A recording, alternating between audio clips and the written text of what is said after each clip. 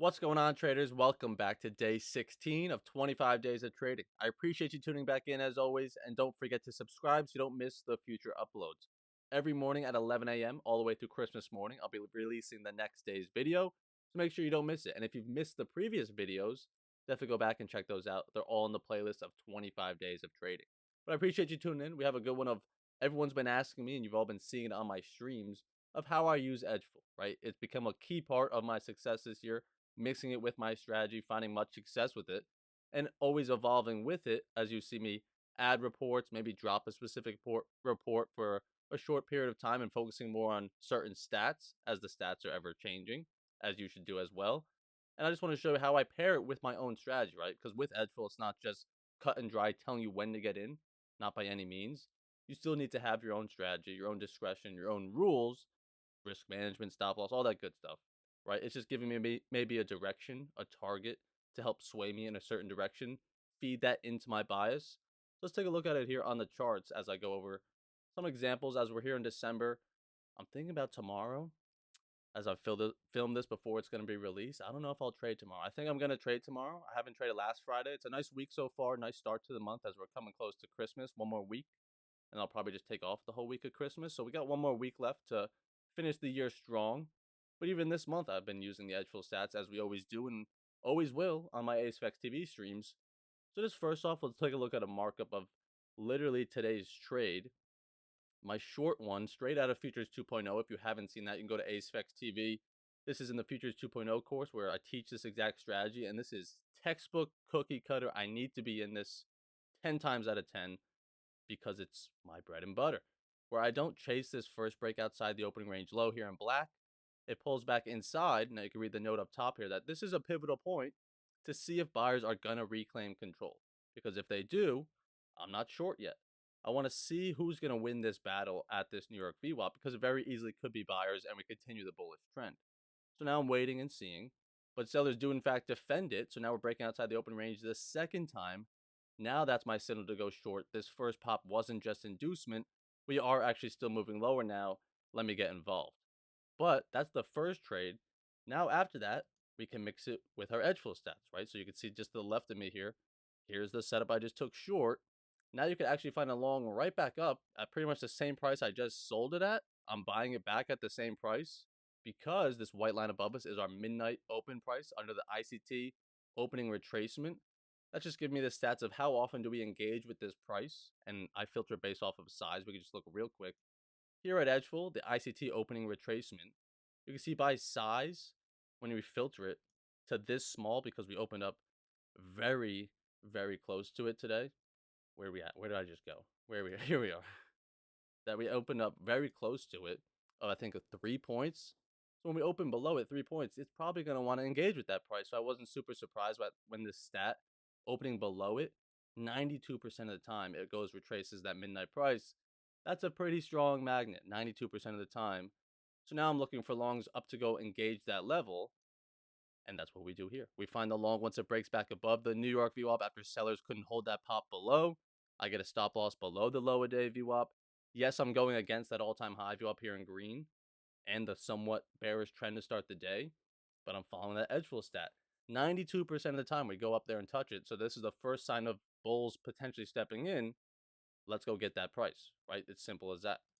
This is another example. I went over this on another video of the initial bounce. The second report I would use, that first one was the ICT opening retracement.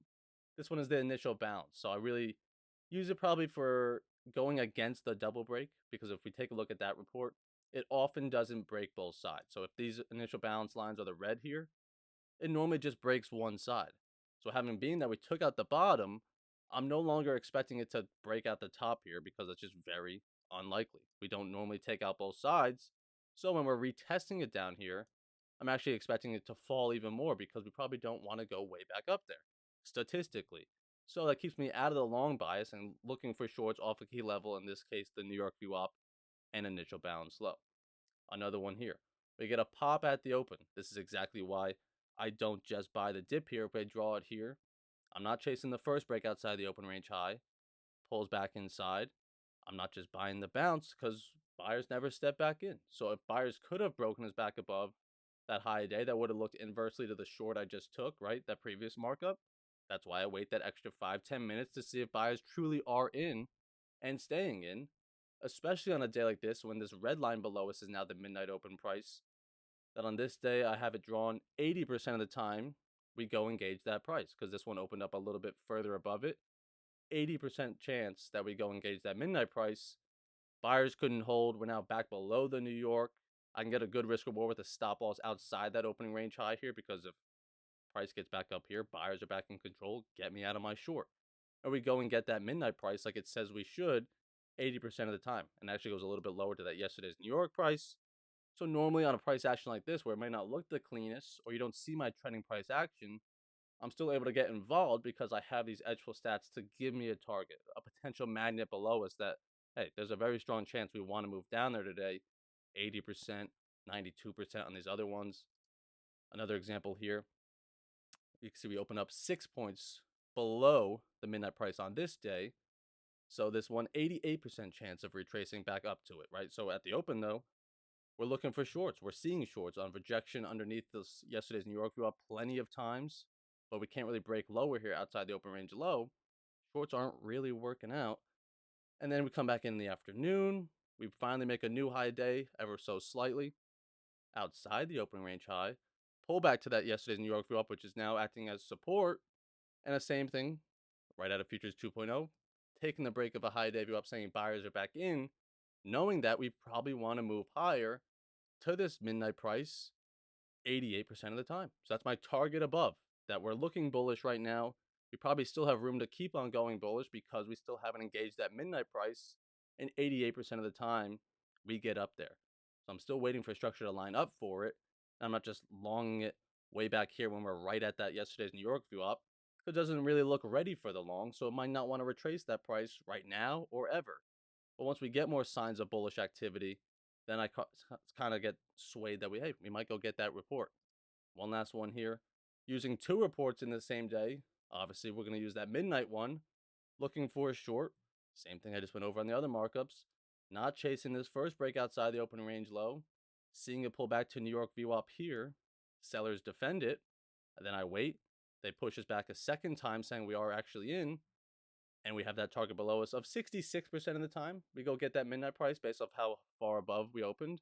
It's not as high as the 88 or 92%, but better than 50%. 66, it's lining up for shorts with the structure, right? So I'm not fighting the structure just to go get a 66% stat. I'm still waiting for it to look partially bearish. Go get that stat.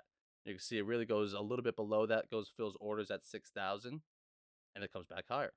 Now, in the afternoon, rather than sticking with that short bias, we've actually now set the initial balance. I haven't written it out here, but this would be our initial balance low down here.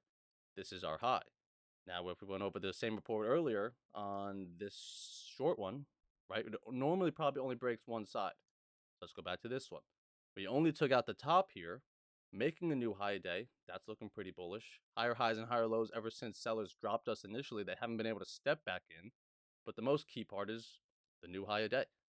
Pulls back, break of the opening range high, break of high day view up saying buyers are back in, and we go trade higher, continuing that trend.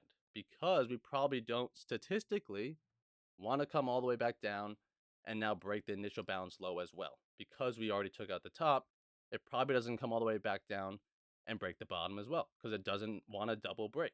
Probably, I don't have it written here, 66% of the time, it only breaks one side. So yeah, only a 40% chance it double breaks. So not likely.